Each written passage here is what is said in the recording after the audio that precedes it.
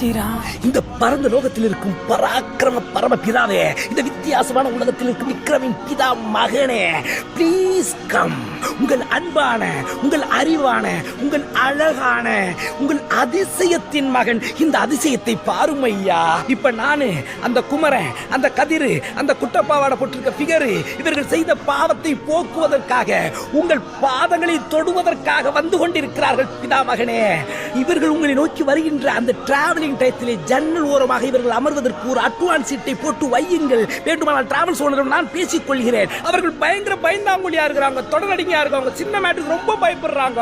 அவங்க மரணத்தை பார்த்து அஞ்சுகிறார்கள் மை ஃபாதர். இவர்கள் கியூட்டாக, ஸ்வீட்டாக, நீட்டாக சாவதற்கு ஒரு வழி செய்யும் ஐயா.